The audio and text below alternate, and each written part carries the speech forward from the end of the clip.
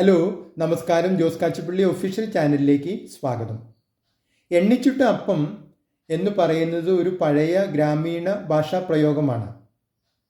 ഓരോരുത്തർക്കും എത്ര അപ്പം വീതം വേണ്ടി വരും എന്ന് കണക്കുകൂട്ടി അത്രയും അപ്പം ചുട്ടെടുക്കാൻ ആവശ്യമായ മാവ് മാത്രം എടുത്തു കുഴച്ച് അത്രയും അപ്പം ഉണ്ടാക്കി അത് ഉപയോഗിക്കുന്ന ഒരു രീതിയാണിത്.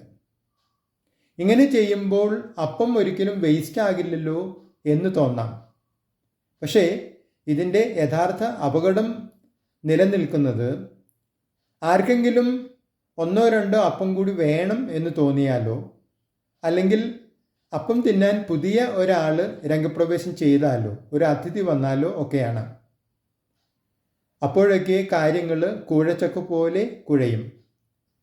സാമ്പത്തിക മേഖലയിലും ഇതുപോലുള്ള ഒരവസ്ഥ സംജാതമാകാറുണ്ട്. നിശ്ചിത മാസ വരുമാനക്കാരായ ആളുകൾ എപ്പോഴും പറയുക അവരുടെ വരുമാനം എണ്ണിച്ചുട്ട അപ്പം പോലെയാണെന്നാണ്. ഓരോ മാസവും ലഭിക്കാൻ പോകുന്ന വരുമാനം അവർക്ക് മുൻകൂർ അറിയാം. അതിനനുസരിച്ച് ഏതെല്ലാം ആവശ്യങ്ങളാണ് നടത്താൻ കഴിയുക എന്നത് അവർ നേരത്തെ ആസൂത്രണം ചെയ്തു വയ്ക്കും. ഓരോ ആവശ്യത്തിനും എത്ര പണം വീതം ഉപയോഗിക്കാം എന്നതും അവർ തീരുമാനിക്കും. പക്ഷേ ആദ്യം സൂചിപ്പിച്ചതുപോലുള്ള അപകടങ്ങൾ ഇവിടെയും പലപ്പോഴും കടന്നു വരാറുണ്ട്. കാരണം ഏതെങ്കിലും ഒരു ആവശ്യത്തിന് നേരത്തെ കണക്ക് കൂട്ടിയതിൽ കൂടുതൽ പണം ആവശ്യമായി വന്നാലോ, അല്ലെങ്കിൽ പുതിയ ഒരാവശ്യം രംഗപ്രവേശം ചെയ്താലോ, ഉദാഹരണത്തിന് ഒരു മെഡിക്കൽ എമർജൻസിയോ മറ്റോ വന്നാലോ, അപ്പോൾ എണ്ണിച്ചുട്ട അപ്പം പോലെ കിട്ടിയ ആ മാസ വരുമാനം ഈ പുതിയ ആവശ്യത്തിനോ അല്ലെങ്കിൽ അധിക ആവശ്യങ്ങൾക്കോ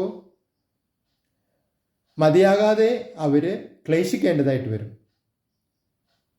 ഇതിനുള്ള ഒരു പരിഹാരം എന്ന് പറയുന്നത് എണ്ണിച്ചുട്ട അപ്പത്തിനോടൊപ്പം തന്നെ എണ്ണിച്ചുടാത്ത അപ്പങ്ങളും, എന്ന് പറഞ്ഞാൽ നിശ്ചിത മാസ വരുമാനത്തിന് പുറമേ കുറച്ച് അധിക മാസ വരുമാനങ്ങളും അല്ലെങ്കിൽ അതിനുള്ള വരുമാന സ്രോതസ്സുകളും ഓരോ വരുമാനദാതാവും കണ്ടുപിടിക്കണം എന്നതാണ്.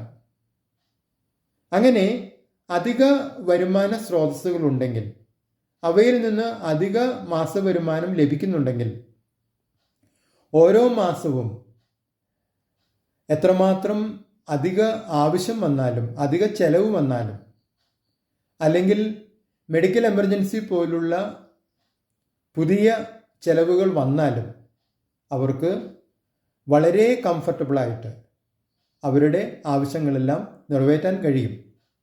കാരണം എണ്ണിച്ചുട്ട അപ്പം പോലുള്ള നിശ്ചിത മാസ വരുമാനം കൂടാതെ മാസാമാസം ലഭിക്കുന്ന ഈ അധിക വരുമാനങ്ങളും കൂടി തങ്ങളുടെ ചിലവുകളിലേക്ക് അവർക്ക് ഉപയോഗപ്പെടുത്താൻ കഴിയും. നിങ്ങളുടെ അഭിപ്രായങ്ങളും നിർദ്ദേശങ്ങളും അറിയിക്കുക. നിങ്ങൾ ഈ ചാനൽ ഇഷ്ടപ്പെടുന്നുണ്ടെങ്കിൽ ലൈക്ക് ചെയ്യുക, സബ്സ്ക്രൈബ് ചെയ്യുക, എല്ലാവർക്കും ഷെയർ ചെയ്യുക.